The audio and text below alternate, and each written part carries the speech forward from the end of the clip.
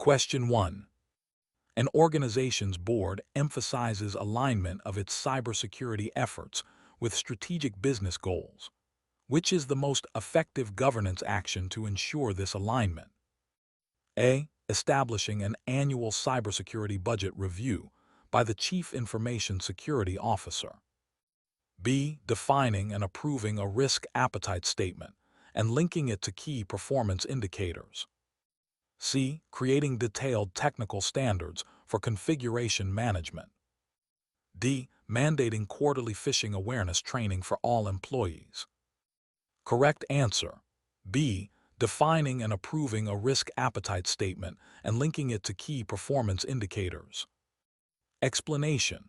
A risk appetite statement tied to KPIs embeds governance into strategy and business outcomes. Budgets and awareness are tactics. Technical standards are controls, not strategic governance alignment.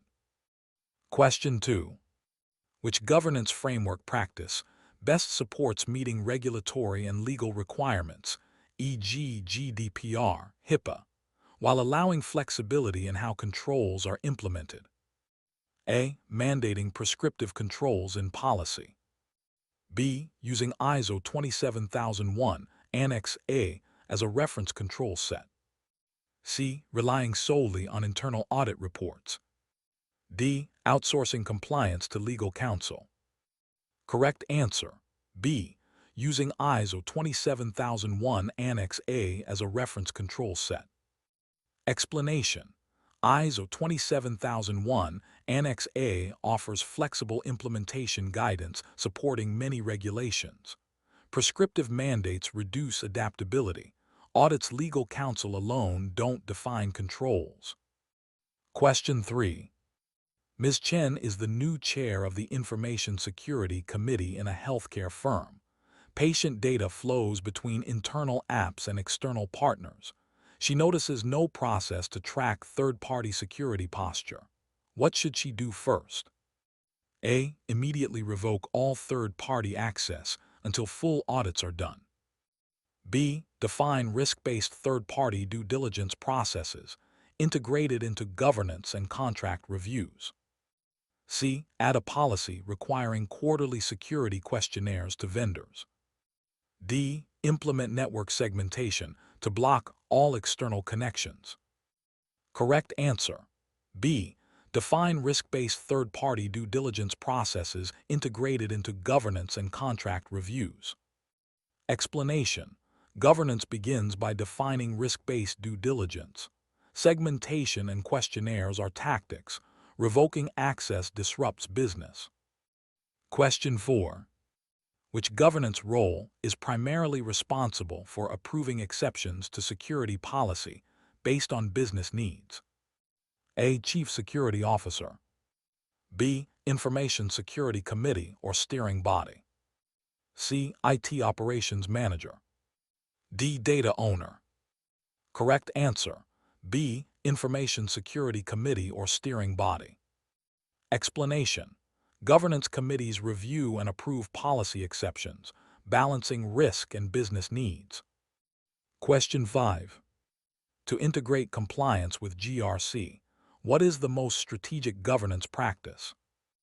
A. Tracking regulatory changes via news feeds.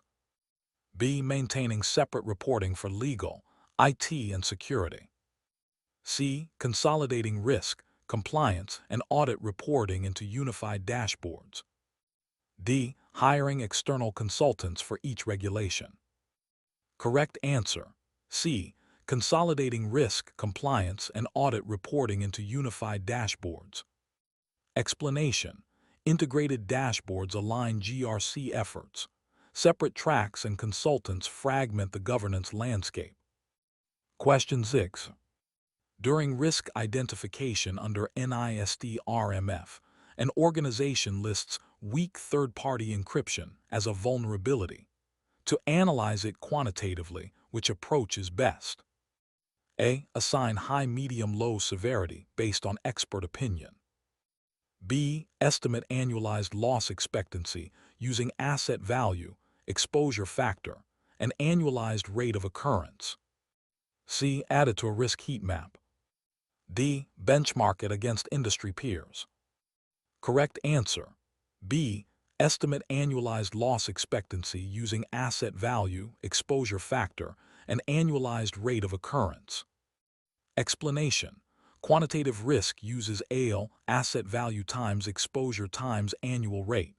Heat maps and benchmarks are qualitative or comparative. Question 7. Which risk treatment strategy is most appropriate when residual risk is within organizational appetite, but cannot be fully eliminated due to contractual constraints? A. Risk avoidance. B. Risk acceptance. C. Risk transfer via insurance. D. Risk mitigation by implementing controls. Correct answer. B. Risk acceptance. Explanation.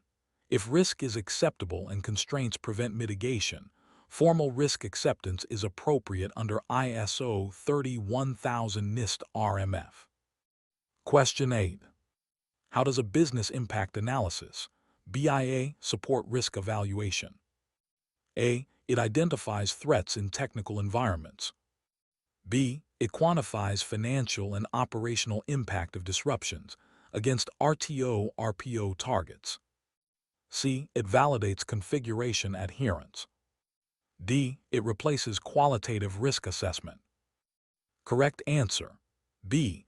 It quantifies financial and operational impact of disruptions against RTO/RPO targets. Explanation. BIA determines criticality and impact, informing risk and recovery priorities via RTO/RPO. Question 9. Which principle best describes monitoring third-party risk in a mature program? A. One-time vendor questionnaire. B. Annual contract renewal discussions.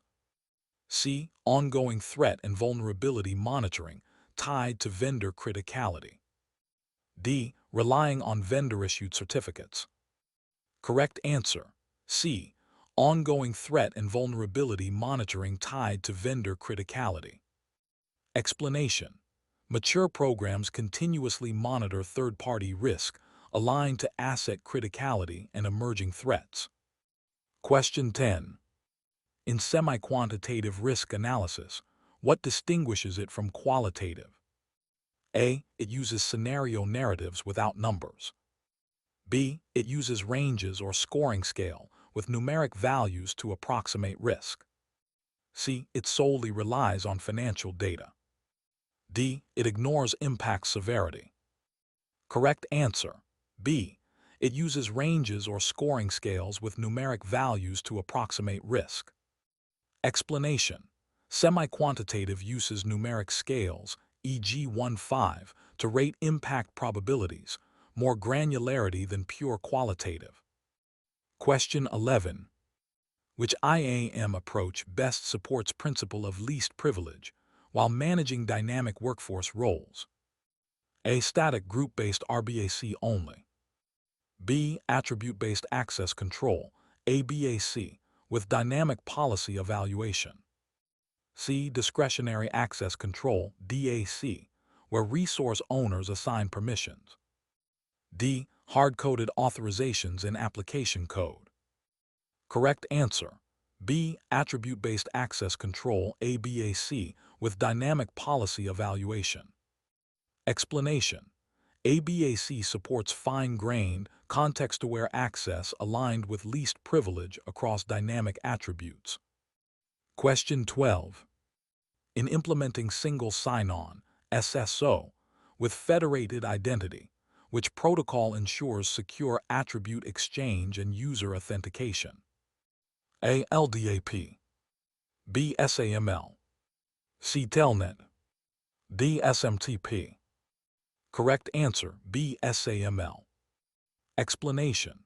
SAML enables secure authentication and attribute exchange for federated SSO per IAM best practices. Question 13. Which scenario best demonstrates effective privileged access management, PAM? A. Hard-coded admin credentials stored in plaintext by IT staff. B. Admins sharing one account without session recording. C. Just-in-time provisioning of elevated rights through a PAM system with audit trails. D. Users requesting root permissions via email once a year. Correct answer. C. Just-in-time provisioning of elevated rights through a PAM system with audit trails. Explanation. JIT provisioning with session audit aligns with least privilege, control, and accountability. Question 14. Which security control combination supports both authentication and authorization in a zero-trust architecture? A. MFA at initial login plus static network ACLs. B. Password only plus directory service. C. MFA plus microsegmentation plus fine-grained ABAC policies. D. Single password plus VPN. Correct answer. C. MFA plus microsegmentation plus fine-grained ABAC policies. Explanation. Zero Trust requires strong authentication, MFA, network segmentation, and dynamic policy-based authorization. Question 15. What is the primary benefit of automated lifecycle management joiners, movers, leavers in IAM? A. Makes user provisioning faster. B. Reduces orphan account risk and enforces timely revocation of access. C. Enables employees to self-manage permissions. D. Simplifies password resets. Correct answer. B. Reduces orphan account risk and enforces timely revocation of access. Explanation. Automating lifecycle reduces stale or orphaned accounts, minimizing compromise risk. Question 16.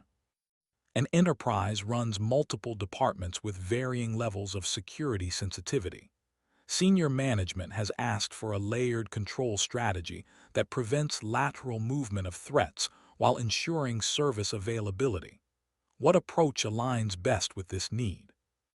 A. Implementing a single perimeter firewall with VLAN tagging inside the network. B. Utilizing defense in depth with segmented network zones, each protected by access controls and monitoring. C. Deploying endpoint protection only at critical servers and domain controllers. D. Enabling default allow policies across departments to avoid disruption of services. Correct answer. B. Utilizing defense in depth with segmented network zones, each protected by access controls and monitoring. Explanation. Defense in depth includes multiple layers like firewalls, access controls, and segmentation. Aligned with ISO IEC 27001, Annex A VLANs, or endpoint-only controls don't address lateral movement. Question 17.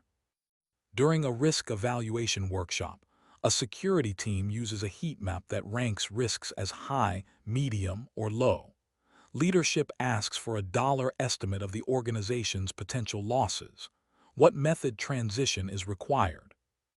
A. Continue with qualitative evaluation and issue broader impact statements. B. Shift to quantitative risk analysis using asset values, exposure factors, and probable loss events. C. Implement statistical sampling of prior incidents. D. Use Delphi technique to reach consensus among stakeholders. Correct answer. B. Shift to quantitative risk analysis using asset values, exposure factors, and probable loss events. Explanation. Quantitative analysis, e.g., using ALE or FAIR estimates monetary impacts, unlike heat maps qualitative. Question 18. Your CISO requests monthly reports that reflect the organization's threat posture and help communicate risks to the board. Which is the best combination of metrics for this purpose? A. Firewall uptime, number of blocked IPs and antivirus updates. B. Number of detected threats, unpatched critical vulnerabilities, and average time to contain incidents. C. Amount of encrypted traffic, data center temperature, and user login counts. D. Password expiration compliance and email server logs. Correct answer. B. Number of detected threats, unpatched critical vulnerabilities, and average time to contain incidents. Explanation. These are operational KPIs aligned with board-level reporting expectations under frameworks like NIST, CSF, and COBIT. Question 19. A risk management team proposes significant mitigation investments. The CFO requests justification. Which approach best connects security risk treatment to business value? A. Emphasize breach fear to justify spending. B. Reference vendor ROI metrics from similar clients. C. Align proposed controls with specific risk reduction metrics and expected loss avoidance. D. Propose the mitigation only if costs fall under 10% of revenue. Correct answer. C. Align proposed controls with specific risk reduction metrics and expected loss avoidance. Explanation. Risk-based decision-making per ISO 31000 requires linking mitigation to quantifiable reduction in risk. Question 20. A company using multiple SaaS apps wants to implement centralized access management with federation. Which IAM architecture component best meets this goal? A. On-premise password vault with scheduled syncing. B. Role-based access control using LDAP integration. C. Identity provider IDP with SAML or OIDC federation to service providers. D. Separate user directories for each SaaS application. Correct answer. C. Identity provider IDP with SAML or OIDC federation to service providers. Explanation. SAML and OIDC enable federated SSO through centralized identity providers, key to modern IAM. Question 21. To continuously monitor the effectiveness of implemented risk treatments, what is the best method? A. Annual third-party audits. B. Tracking key risk indicators, KRIs, aligned with security controls and thresholds. C. Employee satisfaction surveys on security awareness. D. Firewall change control logs. Correct answer. B. Tracking key risk indicators, KRIs, aligned with security controls and thresholds. Explanation. KRIs help monitor changes in risk and validate control performance, as recommended in GRC frameworks. Question 22. An international company must comply with GDPR, HIPAA, and local Asian data laws. Which governance strategy best ensures sustained compliance across jurisdictions? A. Assigning a DPO only in Europe and monitoring for updates. B. Creating region-specific policies without central oversight. C. Developing a global data governance model with local adaptations and unified reporting. D. Outsourcing all compliance efforts to legal teams in each country. Correct answer. C. Developing a global data governance model with local adaptations and unified reporting. Explanation. This balances consistency and compliance flexibility, aligning with global standards, ISO 27701, GDPR. Question 23. In a cryptographic architecture, which principle ensures that the compromise of one key does not affect the security of other encrypted data sets? A. Central key reuse. B. Key escrow for all systems.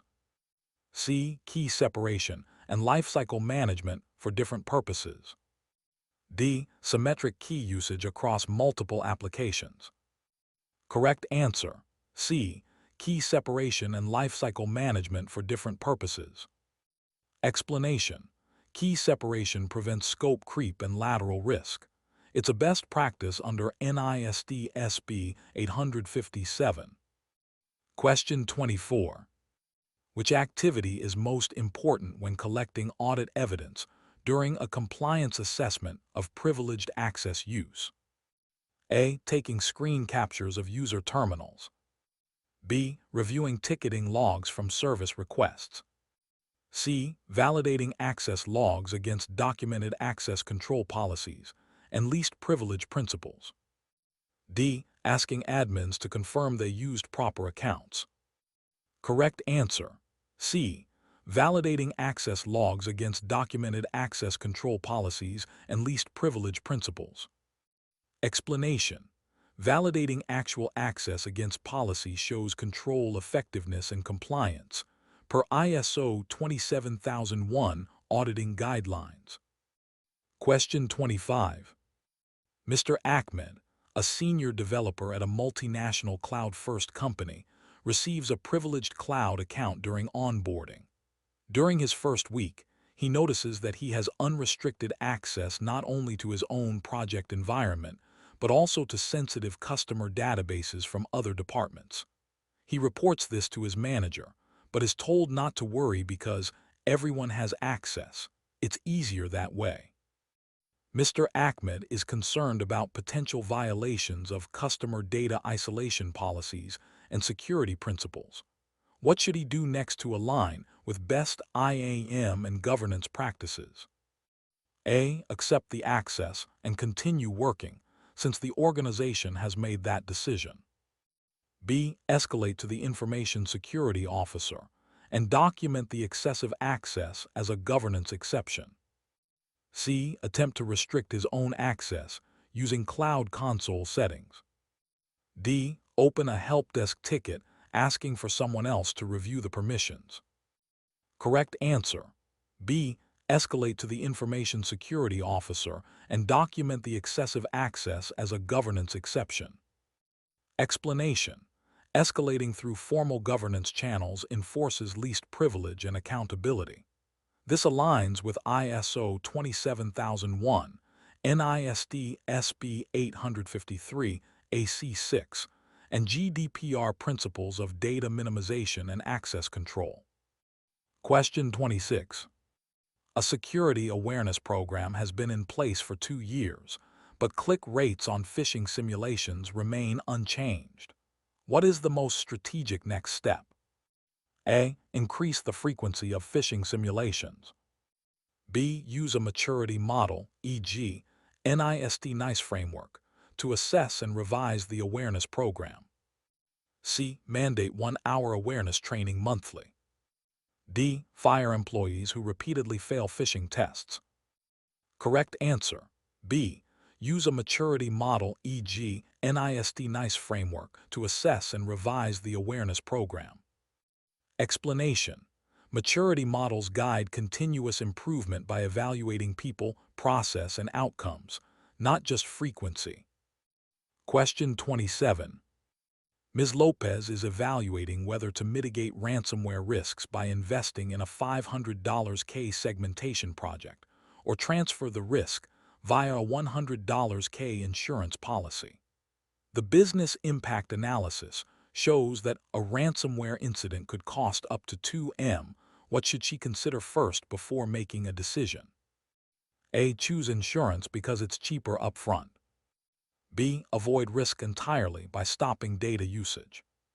C. Evaluate the likelihood and potential loss scenarios to perform cost-benefit risk analysis. D. Rely on vendor marketing materials for insurance. Correct answer. C. Evaluate the likelihood and potential loss scenarios to perform cost-benefit risk analysis. Explanation. Risk treatment decisions must be based on likelihood times impact and cost-benefit evaluation under ISO 31000. Question 28. What is the best way for a Security Operations Center, SOC, to demonstrate its effectiveness to executive leadership? A. Show number of alerts processed per day. B. Provide a report on SIEM vendor features. C. Present KPIs on incident detection time, containment time, and false positive rates. D. Emphasize employee overtime to show commitment. Correct answer. C. Present KPIs on incident detection time, containment time, and false positive rates. Explanation. KPIs directly tied to incident response demonstrate operational maturity, aligned with NIST CSF. Question 29. Under dynamic regulatory conditions, what's a key advantage of ABAC over RBAC in identity management? A. Easier to implement due to simpler role definitions. B. Allows static access assignment. C. Provides context-aware access decisions using policies and attributes. D. Requires less governance. Correct answer. C. Provides context-aware access decisions using policies and attributes. Explanation. ABAC enables flexible, real-time decisions based on user, environment, and data attributes, ideal for changing requirements. Question 30. A cloud-first enterprise integrates SaaS applications using SSO. What IAM challenge is most likely to occur if lifecycle management is poorly defined? A. Excessive MFA prompts. B. Misconfigured VPN tunnels. C. Orphaned accounts with active access post-termination. D. Duplicate firewall rules. Correct answer. C. Orphaned accounts with active access post-termination. Explanation. Without clear joiner-mover-leaver processes, users retain unnecessary access, violating least privilege and increasing insider threat risk.